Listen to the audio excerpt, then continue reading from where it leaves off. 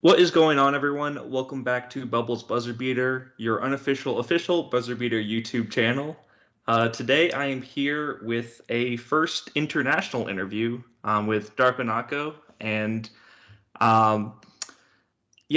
David, it was a complete adventure trying to get the recording to kind of work for us. We tried like 5-6 different things. I'm meeting, it's like 1 p.m. my time and 9 p.m. his time. So how are you doing? What's up, Taylor? Thank you very much for inviting me. And yeah, it's been a show to make things work. So I hope this is like getting recorded now. Otherwise, I'll just jump from the balcony. Yeah, so should be good. We definitely got some time to bond and talk about some non-buzzer beater related stuff. Really good getting to talk with you. But as for buzzer beater, we just wanted to really get to know you. I've been curious about you and your managing style and kind of your teams. For those of you who don't know as much about him, he's the Folgado Lakers and Folgado Lakers II, and his resume is incredibly long, and he has tons of accolades, 2 B3 championships, one with each team. So he's also the only manager to ever win B3 as an Utopia team. So I guess first off, I know the B3 finals game this last season for season 56 was one of the craziest ones ever, and you ended up on the wrong side of it. Were you able to watch that in person? Unfortunately, yes. It was really painful. It was really painful. Yeah, I did.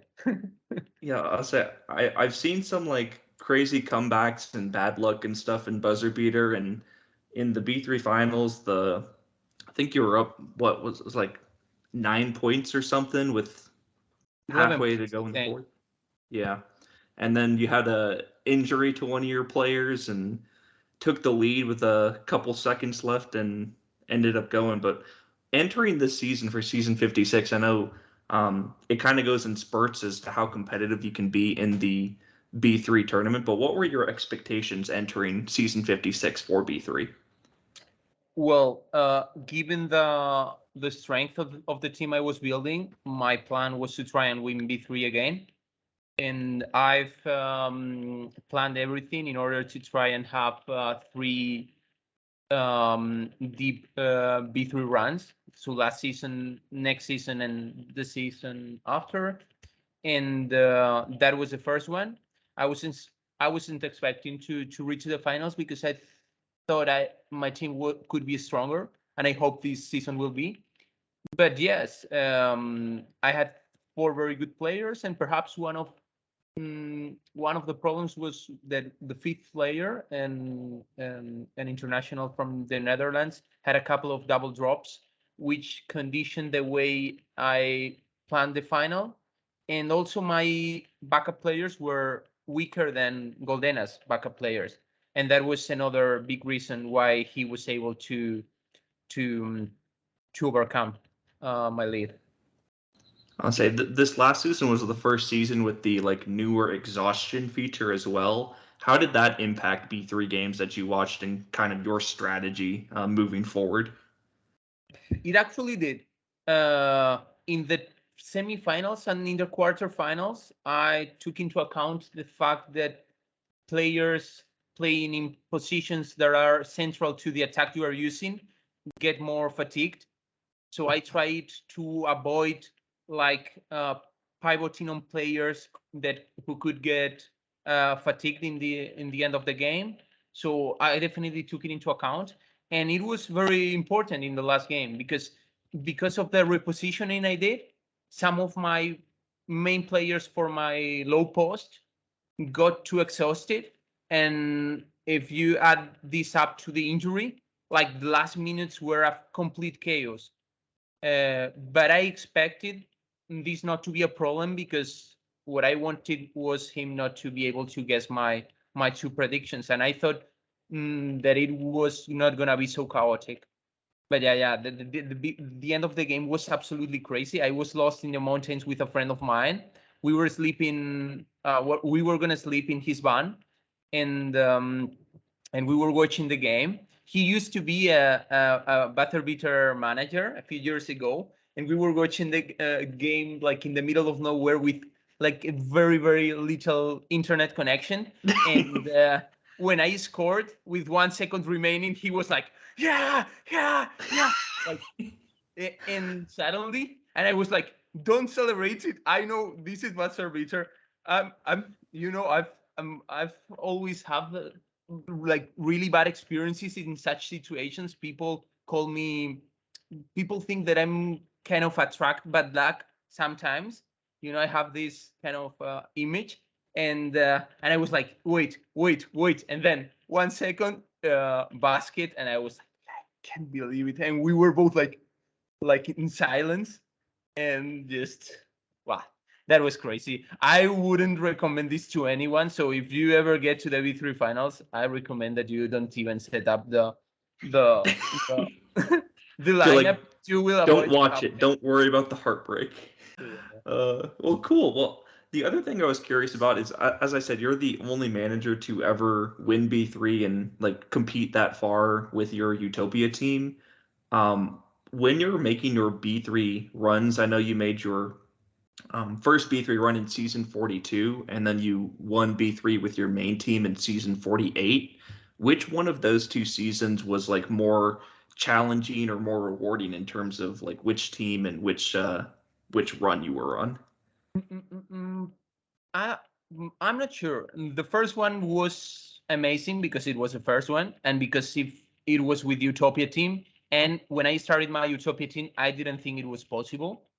And but like in global terms, I think it was easier. Like my opponents were not as strong except for a couple of games.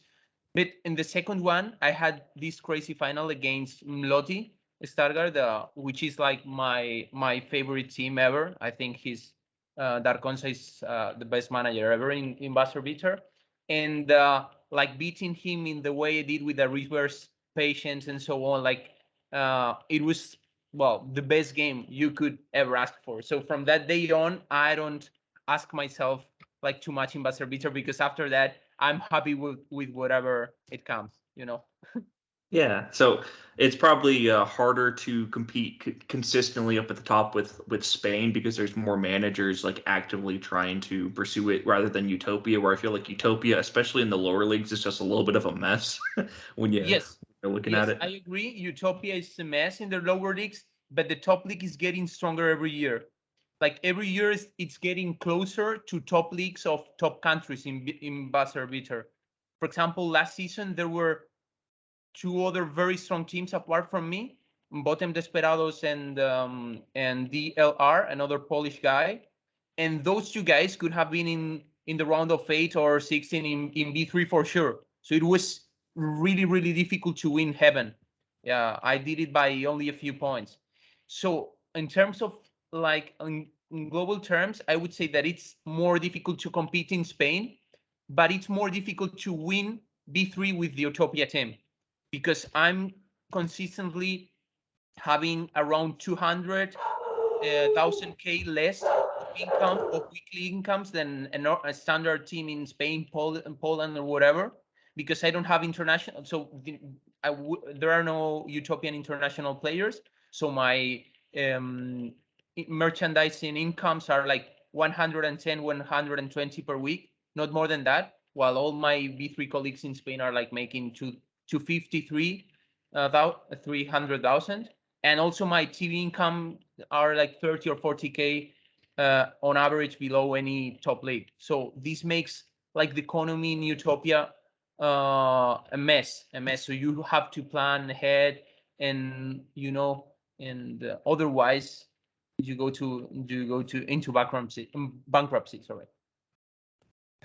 Yeah, I'll say it was funny because when I was prepping for this video and interview with you, I saw on your like page talking about your championships and accolades and stuff, and it was like talking about how many times you've won heaven, and I was like, what is heaven? I was like, is this some translation thing? I didn't even realize what the top league was called in Utopia because Yes. through my entire time in Utopia, I don't think I've ever been higher than like Division 3. So it was funny going through and looking at that. It's like looking at your page, and it's like, oh, he's won heaven 5 times. I'm like, what? What is Yeah, this? But what does it mean? Yeah. So yeah, it's the really top. cool. It's Yeah. tough So to have him from second division. Second division is also tough. Utopia yeah. is getting stronger. I like it.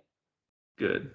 Yeah, I'll say with my newer account, I've just started prepping Utopia more. Have a lot of Serbian players on it, and I'm gonna try to push up the ranks. So maybe at some point I'll be able to see you in there, since obviously we'll never get the chance to compete in like the Spain USA, but Utopia, maybe one day I'll be able to catch up to you in that Yeah, regards. sure. Let's Yeah. go. Yeah, let's go. So I'll say the other thing I was curious about, because most managers never even have to consider this or think about it, but have you ever thought about the possibility of your two teams playing against each other in B3? Unfortunately, that's not possible. It's Uh, not possible? it's not possible because every season I have to send a BB mail to Justin in order to tell him which team I want to use for B3. It's Oh, not possible to play with the two of them. I've been in the top 500 world rank with the two of them for a few seasons, but yeah, unfortunately, it's not possible. Perhaps I can do some sort of a scrimmage in the end of the season, but for now, I have to choose what team I will use every season. And what I will probably do is, after these couple of seasons left with my Utopian team, then I will switch to my first team, because I've planned things in order to make it possible for the first team to be ready when the second team run is over, let's say. that So is so interesting. I'll say, because I was asking other managers, and I was like, I don't see a reason, like I don't see anything preventing him from being able to do that. But I guess it makes sense because they don't want that happening. So you yeah, just essentially pick whichever team you think exactly, is stronger, right? exactly. Unless one of the two is out of the top 500 in the world rank, because Gotcha. I wouldn't be classified in that case. Gotcha. Interesting. Very, very interesting. I'll say that's something that I'm sure tons of people don't know, but yeah, I was interesting to see that. So every season you just BBML them, and it's like, I'm gonna go with my main team, or I'm gonna go with Utopia and then roll with it. Yeah. Wow. Very, very interesting. Cool. Well, some other things that I wanted to kind of touch on with you, you know, obviously you're one of the managers that I pointed out in my reverse patient video talking about that offense. You were one of those managers that I thought really ran it well, especially at a high level in really important games. But what does your ideal reverse patient player look like? Like, what do you look for when you're looking for a player to play that type of offense? So in my case, it's always more than uh, inside shot 20, jump shot 20, preferably 21, 22, and jump range 14, 15, or something like that. There are a few Chinese players who are like this. Um, and like the two ones I used to win the 2B3 titles were something like this. Plus offensive, so outside defense, sorry, 20, 19, 20, and yeah, inside defense 11, 12, something like that. But I don't know. I feel that with the last game engine changes, reverse patient is not working as efficiently as in the past, and I'm not using it that much. And I even feel that like standard patient without repositioning is becoming stronger if you have a good outside scorer. So I'm kind of also testing other possibilities that I would have never considered in the past. And I will find it hard to use reverse patients in tough games in the next few seasons, because for some reason I don't find it as efficient as it was. Yeah, speaking of the game engine changes, I know they just recently buffed like inside isolation, outside isolation, and the box defenses. Have you played around with those offenses that much, or are you still avoiding those for now? I don't want to hear about the boxes and anything, because nobody understands how they work. I mean, Yeah. we used to to make a lot of jokes about boxes, about 2-3 zone. We have a group of managers living here in Barcelona. We used to meet like, well, before the pandemic. After the pandemic, things are more difficult, but we have a good network here, and we usually make jokes about boxes, outside isolation, inside isolation, because there is a colleague of mine, the manager of Mequetrefes, which is a former B3 champion as well, and he lives here. He used to play this attack all the time, and it worked out for him. But he's like, he's always like showing off that he was able to make outside isolation work, and I'm like, I'll never do that, so I'll give it to you. I would say at some point they'll probably buff certain tactics to the point where it's like now they're overpowered rather than like because they used to be so weak. So at some point here in a future season, whether that's season 57 or season 87, there'll be a season where it's like, oh yeah, the box defenses are the best ones in the game. That's the only ones that people use. I don't think that they will happen. I promise, I swear to God that I'll never use boxes or outside isolation in any B3 game in 10 seasons. I promise. Cool. I'll say, so after the updates, what are the primary offenses you look at using? Because obviously look inside, low post are still kind of the primary ones, but then you talking about standard patient, do you use like run and gun, motion, the outside oriented offenses at all? I love motion. I use it a lot. In fact, I think that's what I should have played in the final. But I think that Goldena was gonna think that he was way behind me, and he would probably risk predicting me a weaker attack as motion, because I didn't have good game shapes in my outside scorers.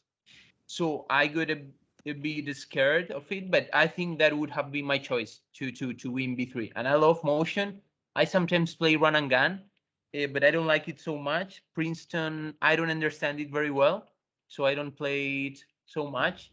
And sometimes I play patient, and I don't play all the sometimes how do you call it? But base offense, when I'm sure that the other team is gonna set to predictions that could be to motion or to low post or to inside isolation, and I don't want to think too much about the game. I'm like base offense, and they will miss a prediction.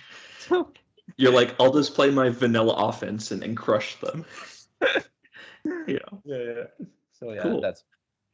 Well, I'll say another thing I'm interested in for like all of these top managers like you, I've spoken with Apex about it as well, but what are like certain skills, if any, that you think you value more than the general public? And then what skills do you think you value less than the general public? Because I know like passing and rebounding can sometimes be polarizing skills where some managers are like, oh, you don't need any passing or you don't need any rebounding. Other managers are like, oh, that's what I stack on my team. What are your thoughts on like those skills or any that you view as higher or lower? So in my case, it's probably outside defense and inside shot. Those are my two favorite skills, and I think like of many other managers as well. And perhaps speaking about the ones that I don't give so much importance to, it's basically passing and rebounding. And they are, so you were right. I wouldn't say I say I hate rebounding, but I don't pay too much attention to rebounding because I prefer to sacrifice other skills. Sorry, I prefer to sacrifice rebounding rather than other skills. And the same with passing. It's super expensive. I would change the salary formulas and make passing a little bit cheaper, so that like we could also play other low-paced attacks. And I think that higher passing would change a lot of things, because higher passing would also make the 3-2 zone weaker, because nowadays 3-2 zone is very powerful because nobody has passing. And if you ever have passing, it's because high passing in any of the players, it's because they are inside players that you were able to give passing like 18 or 19. and you make them play as point guard or shooting guard. But other than that, yeah, there's no other choice. I'll say, how do you feel about shot blocking in general? Because shot blocking is one of those skills that I think more managers are starting to value. I know like 10, 15 seasons ago, shot blocking wasn't something that anyone cared about. Is that something that you look at trying to get higher, or is that a skill that kind of falls to the back that you don't prioritize as much?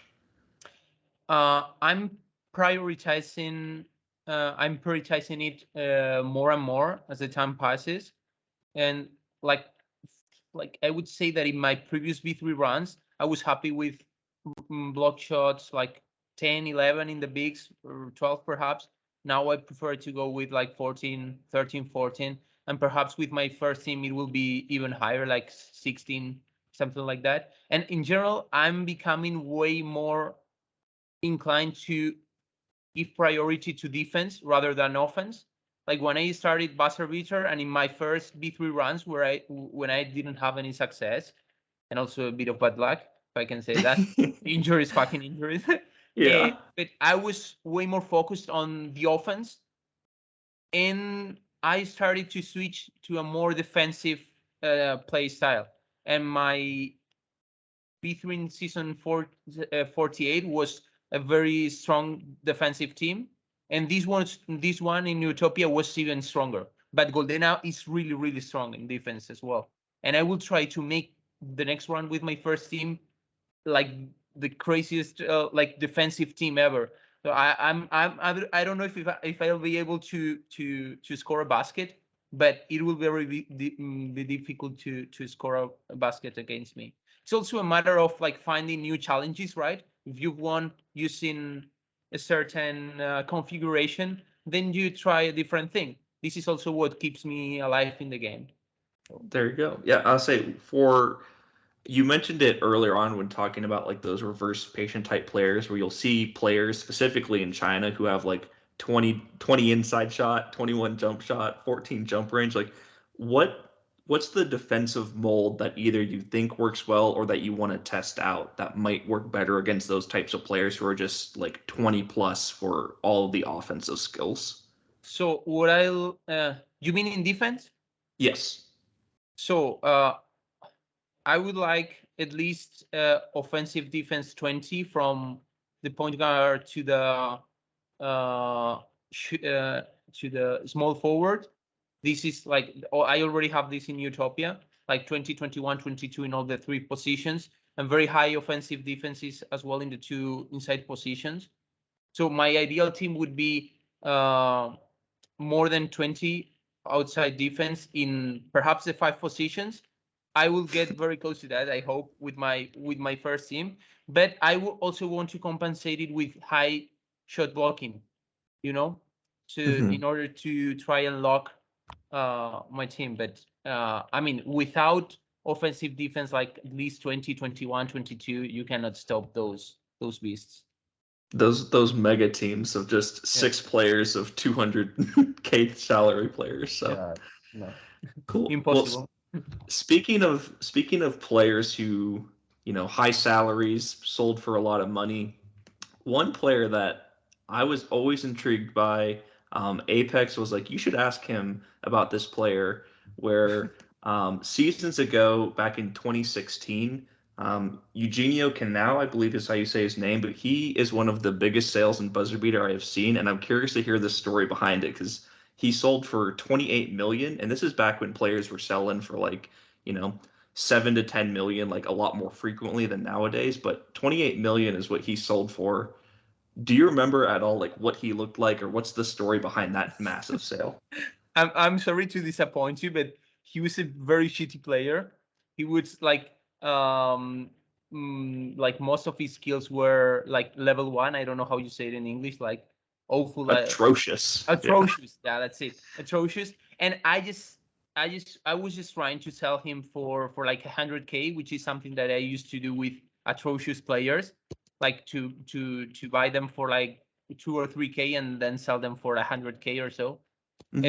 And some manager who was about to leave BuzzerBeater, he decided to put all his money on that player, and I told it to the BB team, and they discounted me like 27 million and 90 whatever.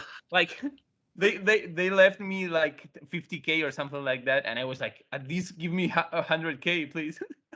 So of the 28 million that he was sold for, you got about 50K from that Yeah. transaction. Yes, that's the real story.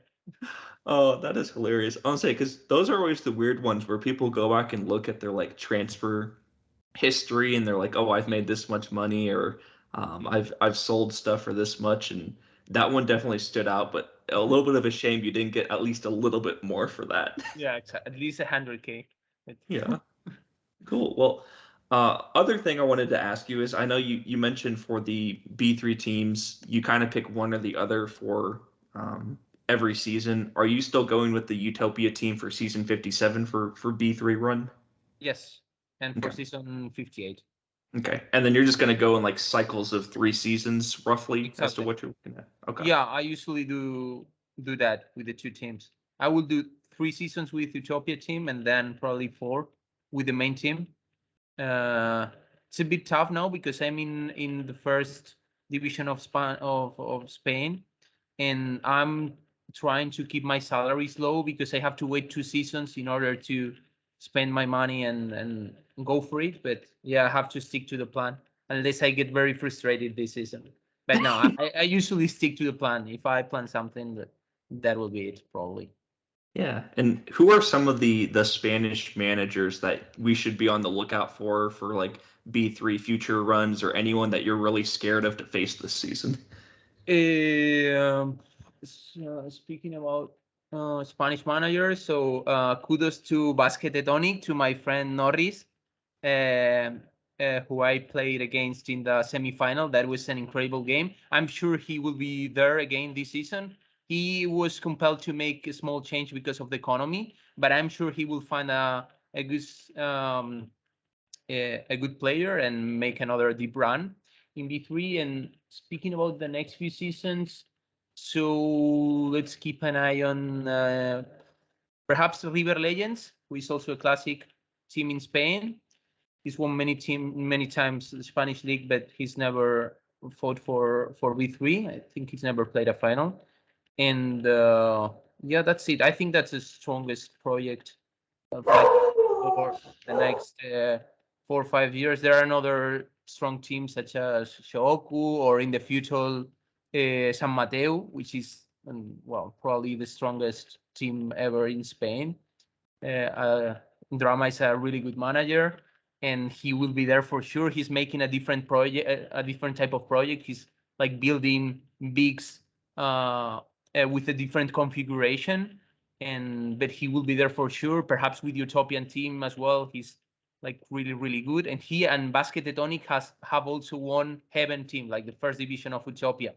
So we've been there, and this is something I would also like to mention at some point, which is that we have a united community, and we have a group of managers who joined forces like perhaps 15 or 20 seasons ago, and we've like been running the national teams for a while, and now we have like a WhatsApp group, and it's kind of it's the place where you have to ask your doubts before a B3 final, and I talk to all of them. I don't have any problem to share my team, my roster with all of them, and look for insights, especially in the last 3-4 rounds of B3. So I also want to thank them for their support, and perhaps having this group of people around me is what keeps me alive in the game.